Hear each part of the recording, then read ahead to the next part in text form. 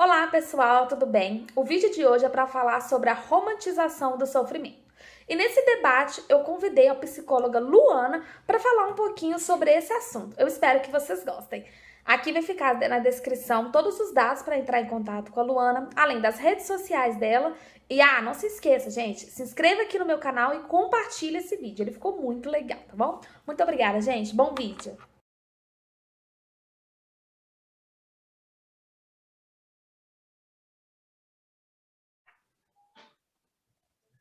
Olá, pessoal! Então, conforme vocês viram o vídeo aqui, eu convidei a Luana, que ela é psicóloga, e nós vamos falar sobre o tema Não romantize o sofrimento. Só para vocês entenderem um pouquinho, eu conheci a Luana no cursinho pré-vestibular em 2018, e eu fiz esse convite para ela porque ela trabalha diretamente com a galera que está aí no pré-vestibular. Eu vou passar a palavra para a Luana para ela se apresentar e falar um pouquinho como que é o trabalho que ela faz dentro dos pré-vestibulares. Pode falar, Luana. Bom, então primeiro, obrigada, né, Glécia, pelo convite. Eu acho que é um bate-papo muito importante, né, o que você está propondo. Bom, você já falou bastante, né, assim, sobre a minha atuação nos cursinhos, mas, bom, deixa eu explicar para a galera, então, pessoal. Eu trabalho há 7 anos, né? Tem 7 anos que eu estou formada, e aí eu trabalho na psicologia clínica e também na psicologia escolar, né? Principalmente em cursinhos pré-ENEM, e auxiliando os alunos no que diz respeito à ansiedade em relação ao Enem, planejamentos de estudos, orientação profissional, né? Qualquer demanda que esteja aí na interface entre a psicologia e a educação. Sim. Então, gente, como vocês viram, nós vamos falar um pouquinho sobre não romantizar o sofrimento. Eu vou só dar uma pincelada sobre a minha história, porque eu já passei por isso, e por que eu resolvi fazer esse vídeo. Para quem não sabe, eu participo de um grupo no Facebook voltado para estudantes do curso de medicina. E recentemente, né, saiu a nota do Enem e saiu, né, a nota do SISU. E muitos alunos não conseguiram entrar na vaga que queriam. E o que mais me chamou a atenção foi várias publicações de alunos, a maioria são jovens, falando que queriam suicidar, que eles queriam se matar, porque não conseguiram entrar na faculdade. Isso foi um alerta para mim e o gatilho para fazer esse vídeo. Eu já tentei medicina por muitos anos, inclusive a Luana me auxiliou nesse processo lá dentro do cursinho. E sendo bem sincera, era um processo muito dolorido para mim, né? Eu não era uma pessoa feliz quando eu estava nesse processo de querer medicina. Só que eu acredito que eu tive sabedoria para saber qual foi o meu limite, né? Foi quando eu decidi realmente desistir de medicina. E eu não tenho nenhuma vergonha de falar isso, né? Porque eu vejo que as pessoas têm muita resistência em desistir. E um dos comentários de alguns alunos, nesses posts lá da galera que queria suicidar, uma frase que me chamou muita atenção e que vai ser gatilho. Para a primeira pergunta que eu vou fazer à Luana é a seguinte: uma aluna disse que a pessoa que fez o post falando que queria se matar, que ela não aguentava mais e que ela deduziu que ela estava falhando. E alguém comentou: você só vai falhar se você desistir. Eu achei assim muito pesado. E eu queria perguntar para você, Luana, que é psicóloga, por que a gente tem tanto receio em desistir? Eu acho que, assim, a questão do receio em desistir, ela passa muito pela pressão social, né? E aí eu vou pegar um pouquinho dessa fala, então, que você colocou para a gente trabalhar em cima dela, né? Que é você só vai falhar se você desistir. Eu acho que isso é muito contextual, né? Desistir não é uma falha. E o seu caso é um exemplo, né? Eu acho que o seu caso, assim, ilustra de uma forma muito boa a questão da desistência, né? Eu acho que tanto o desistir quanto o persistir pode ser bom ou pode ser ruim, dependendo da situação, dependendo da pessoa. Então, é por isso que a gente tem que saber analisar o caso a caso. Então, vamos pegar o seu caso, por exemplo, né, Glécia? Tá, Quando você colocou aí, você tentou muito tempo a medicina. E aí, né, Você chegou a passar pela orientação profissional, eu acho que é algo importante de a gente colocar, onde você também teve a oportunidade de amadurecer em relação ao seu processo de escolha, e muitas vezes nesse processo é possível perceber que a escolha, a opção pelo curso, né, e vamos colocar aí a medicina como um curso de muito prestígio social, de status, né, então acontece isso muito em relação aos cursos de medicina, acaba sendo uma escolha mais voltada pela pressão social, né, do que, então, assim, uma escolha que se faz na busca de atender a uma expectativa social, do que uma escolha que é genuína, uma escolha que passa por um processo de reflexão, em que a pessoa entende que realmente está se identificando ali com aquele curso, né, que realmente é o que ela quer. Então, eu acho que é válido válido e importante passar por esse processo reflexivo. E aí, muitas vezes, rever a questão da escolha. Então, desistir não é uma falha, por isso, e também porque a gente tem limite, né? Então, eu penso o seguinte: às vezes o aluno até passou pelo processo de escolha e conclui que medicina, né? É um dos cursos que realmente vai satisfazer. Não é o único, muitas vezes, mas pode ser que seja um dos, porque na escolha profissional a gente também, quando passa pelo processo, né, trabalha essa questão de que às vezes mais de um curso pode ser satisfatório para a pessoa, né? São exemplo disso. Mas que naquele momento não é viável que a pessoa esteja persistindo porque ela chegou num limite, né, relacionado à questão de saúde mental. Ela chegou num limite, desenvolveu um transtorno de ansiedade, né, uma depressão. Então é importante parar, desistir naquele momento, se restabelecer, né, e depois entrar nesse processo de uma forma mais saudável. Verdade.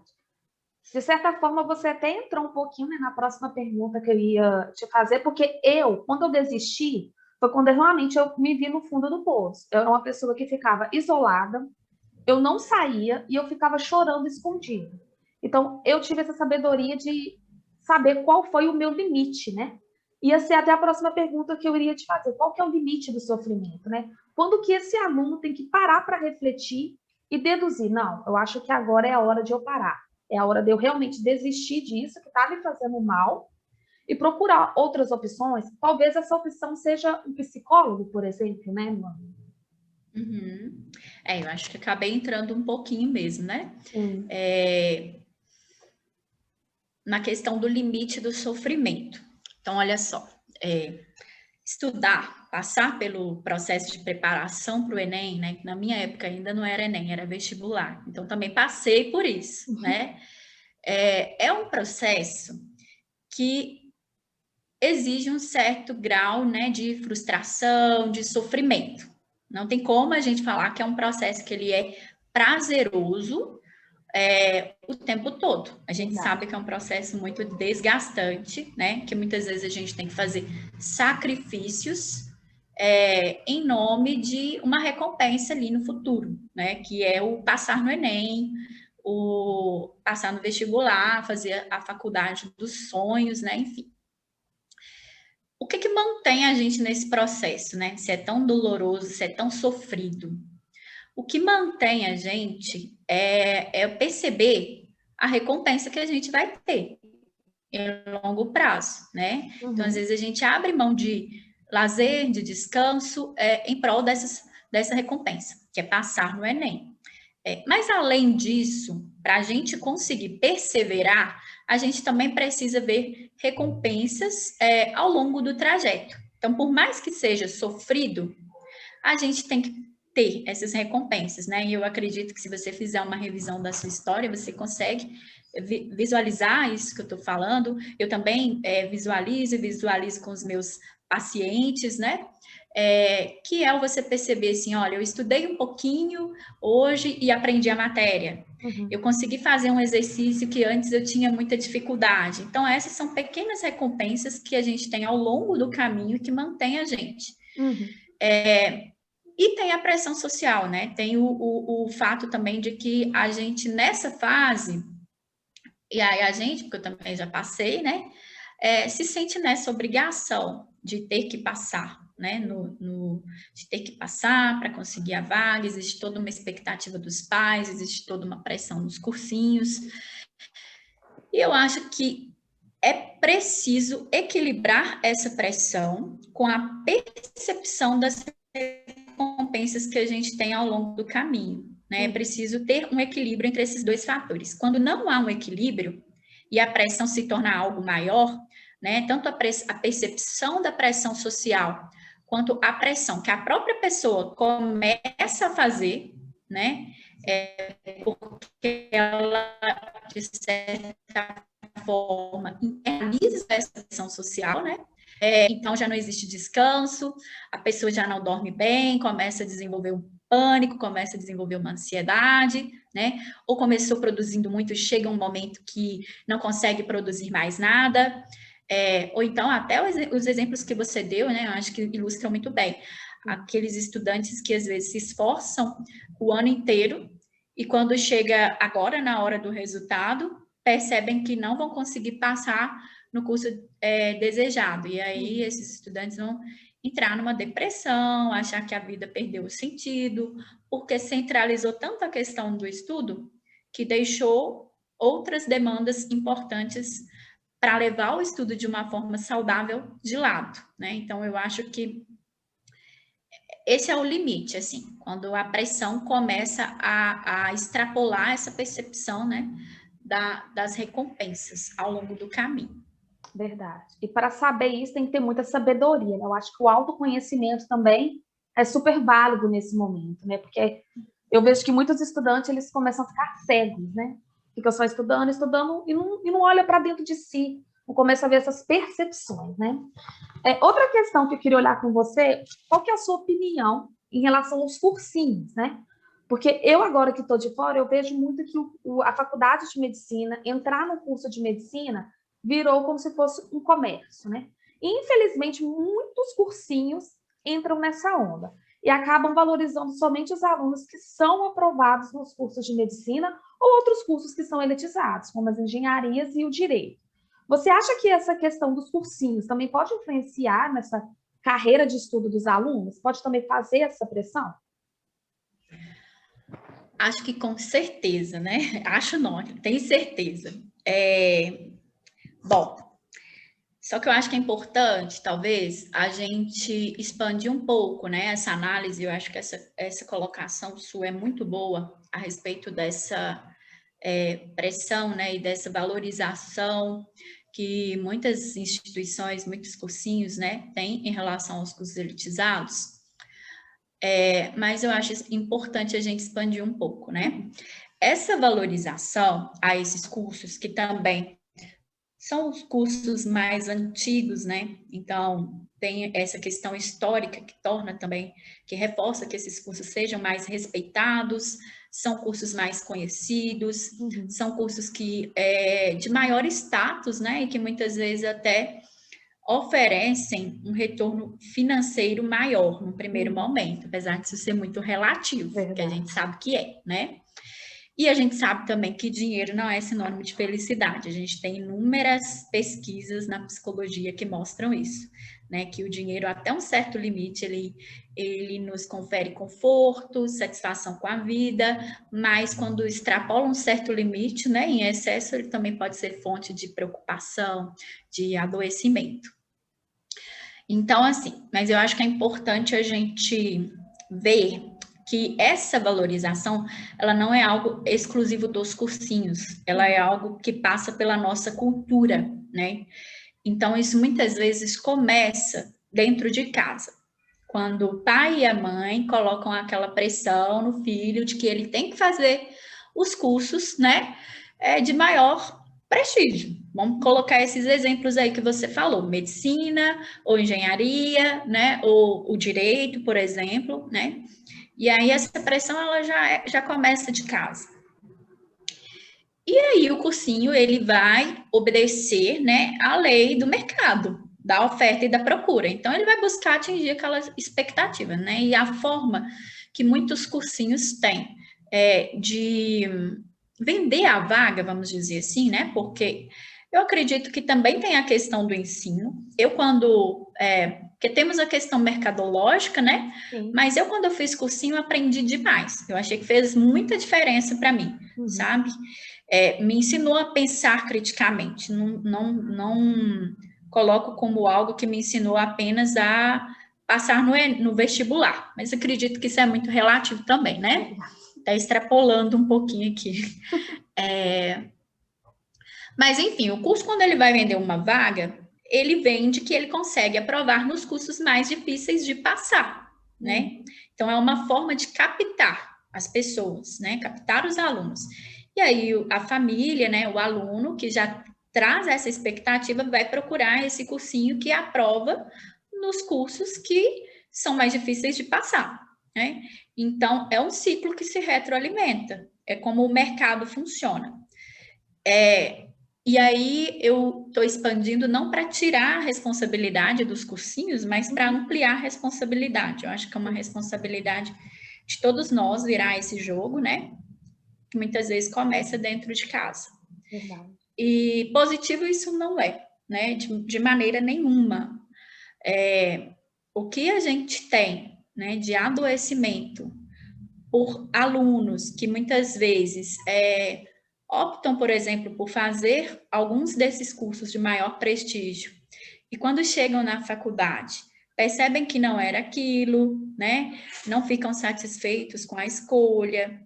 Ou então, a gente tem muitos alunos também que às vezes prolongam o tempo no cursinho, prolongam o sofrimento em busca, né, de uma conquista, de um curso que também não tem nada a ver no sentido de estar respondendo muito mais a uma expectativa social do que a algo genuíno ali, uma escolha genuína, né, amadurecida, que passa por um processo de reflexão. E a gente também tem aqueles alunos que optam por outros cursos, né, mas que convivem com aquela frustração também de não estarem correspondendo à expectativa, de estarem escolhendo os grandes cursos, né, e esses alunos, eles também podem se sentir desmotivados, desvalorizados, e esse sentimento, ele não é exclusivo do momento da preparação para o Enem. Ele acompanha a pessoa, né? Na faculdade, às vezes ele acompanha na vida, né? Na inserção, no momento de se inserir no mercado de trabalho, e dependendo do contexto, isso vai aí se prolongando, né? Ao longo da vida. Verdade. Eu, pelo menos, graças a Deus, depois que eu entrei no curso de Direito, eu tive o meu momento de paz, sabe? E é justamente isso que você está falando, né? Apesar de eu estar no curso de Direito, eu ainda faço letras, que não é um curso que não faz parte da elite, mas eu me sinto totalmente realizada. E aí eu friso mais uma vez, é a questão do autoconhecimento.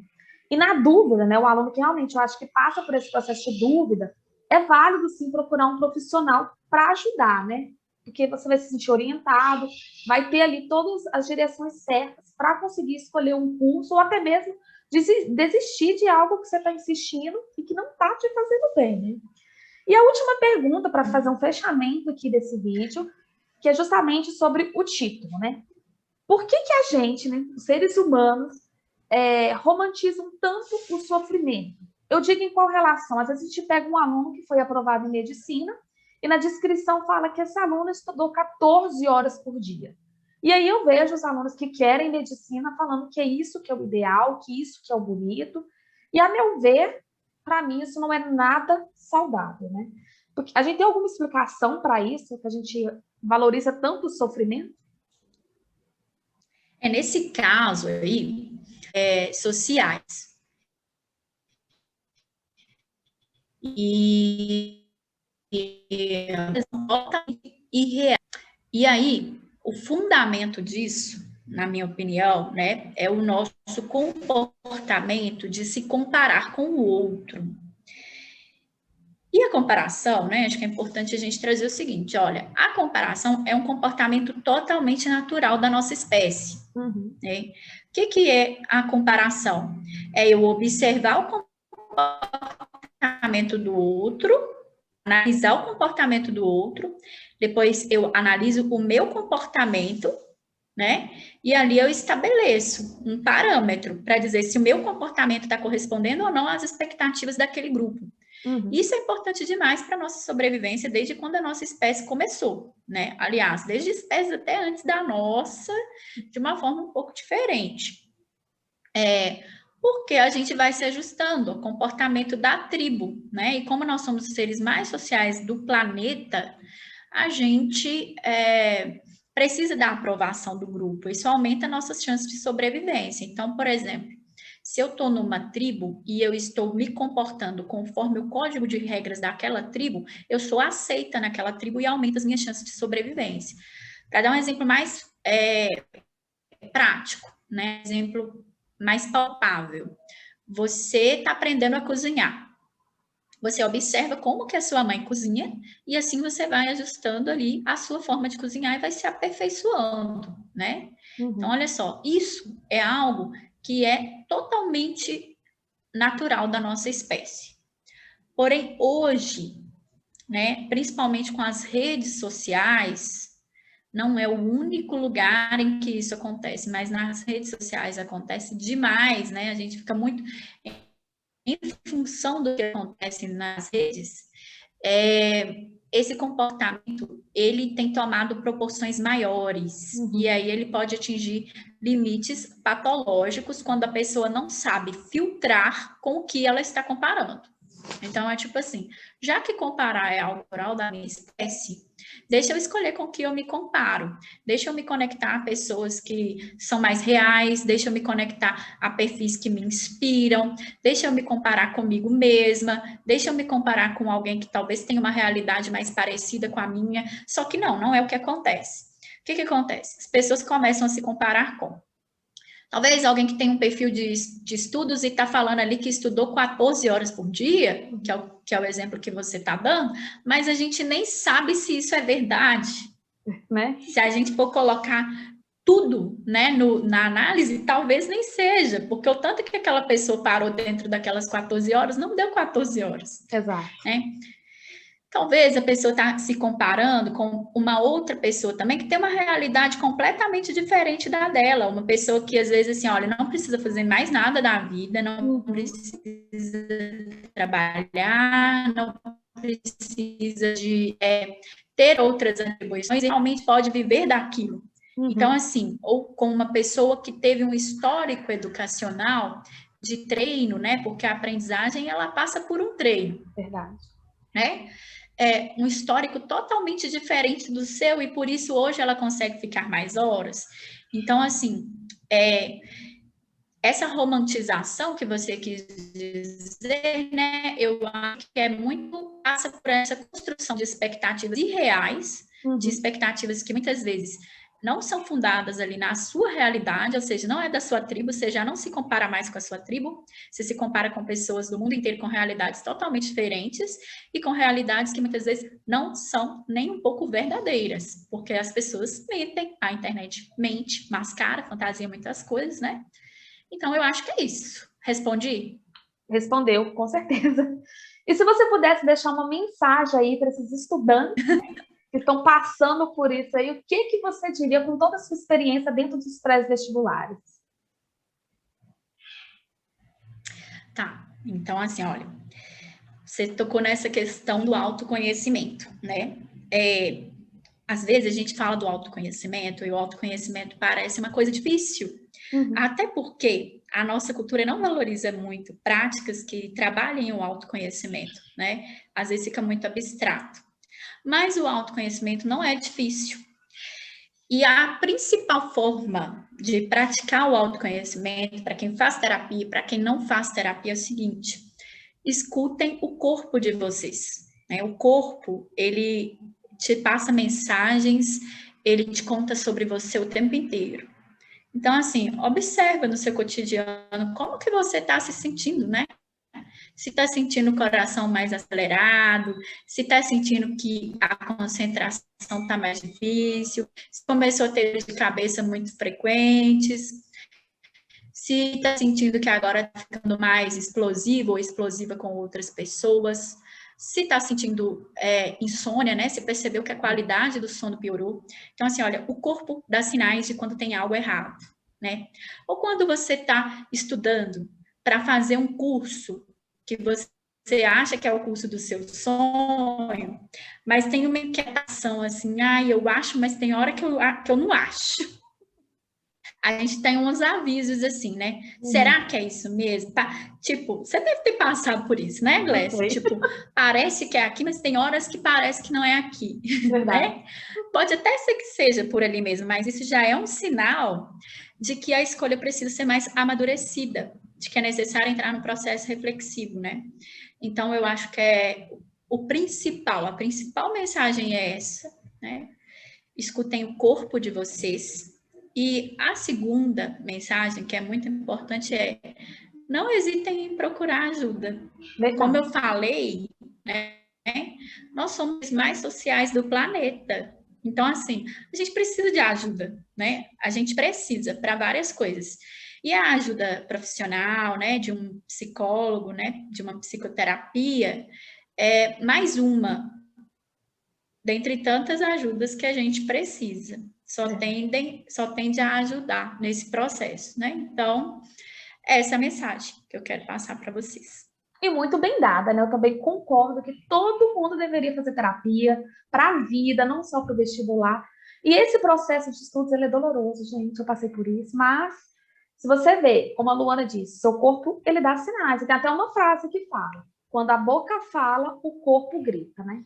Então, é começar a observar mesmo a sua rotina, observar os sinais e seguir firme aí no seu objetivo e observar mesmo, gente. Na dúvida, procure ajuda. Muito obrigada, Luana. Eu adorei a entrevista. Espero que o pessoal tenha gostado. E assim, também. Queria complementar uma coisa aqui, Gleice, que é a seguinte: como você falou, né?